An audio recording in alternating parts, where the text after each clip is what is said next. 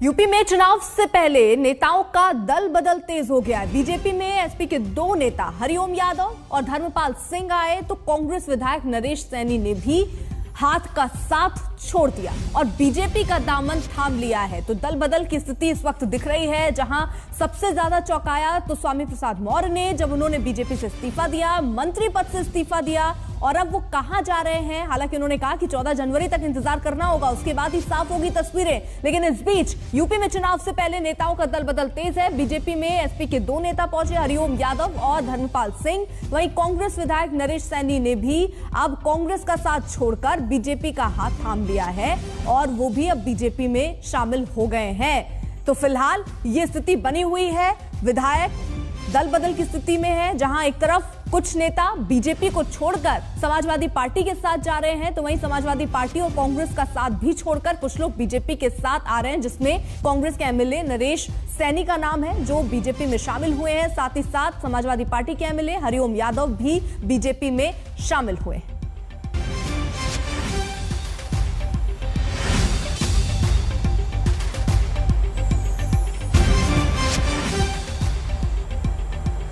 योगी सरकार से इस्तीफा देकर स्वामी प्रसाद मौर्य ने बीजेपी खेमे में हलचल मचा दी। और इतना ही नहीं, स्वामी ने उधर इस्तीफा राज्यपाल को भेजा और लगे हाथ अखिलेश यादव से मुलाकात कर समाजवादी पार्टी में जाने की अटकलों को और तेज कर दिया। हालांकि फिलहाल स्वामी प्रसाद मौर्य ने इन अटकलों को खारिज किया। स्वामी प्रसाद मौर्य की अगली रणनीति क्या होगी, इस पर उनसे बात की हमारे संवाददाता संतोष शर्मा ने।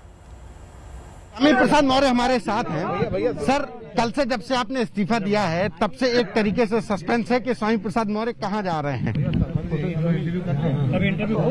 एक दो दिन तक ये सस्पेंस बना भी रहना चाहिए, क्योंकि जब तक अंतिम निर्णय में नहीं सुना देता, स्वाभाविक रूप से लोगों में जानने की उत्सुकता होनी चाहिए।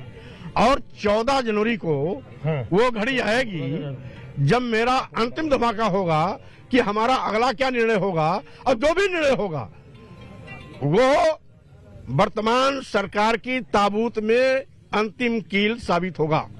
समाजवादी पार्टी के अध्यक्ष ने आपके साथ दोस्ती का एक तरीके से फोटो ट्वीट कर दी। ये हो गया कि आप समाजवादी पार्टी में जा रहे हैं, तो समाजवादी पार्टी में जा रहे हैं कि क्या है, अभी सस्पेंस इसी बात से खड़ा हो गया। अगर किसी ने मुझे धन्यवाद देने के लिए ट्वीट किया है तो मैं उनको धन्यवाद देता हूं, लेकिन जाना कहां है, हम आज और कल 2 दिन अपने साथियों से संवाद कर रहे हैं। पूरे प्रदेश में कार्यकर्ता समर्थक आ रहे हैं और साथ ही साथ जो यहां आ रहे हैं वो हमारे निर्णय में मुहर लगा रहे हैं, और साथ ही साथ जो नहीं आ रहे हैं उनसे हम संवाद कर रहे हैं।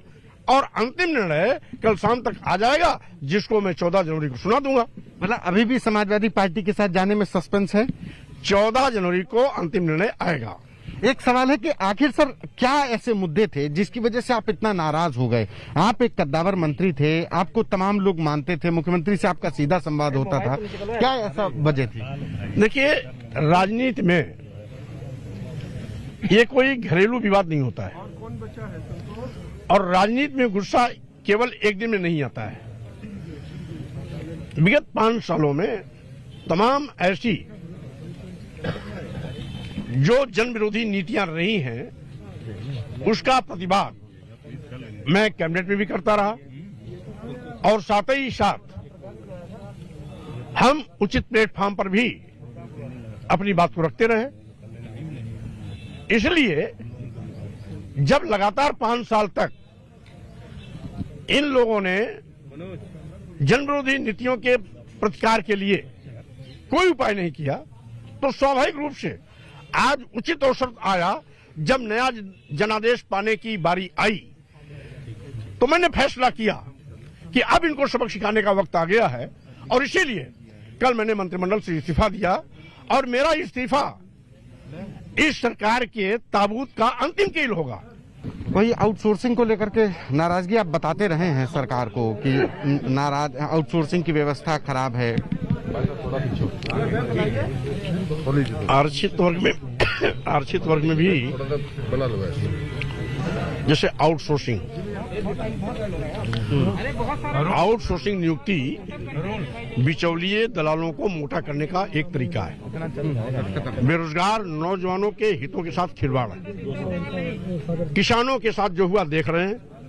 आज केवल बड़े बड़े जो कैपिटलिस्ट हैं उनको मोटा किया जा रहा है। लघु और मध्यम तथा छोटे व्यापारियों के खिलाफ लगातार सरकार की नीति चल रही है।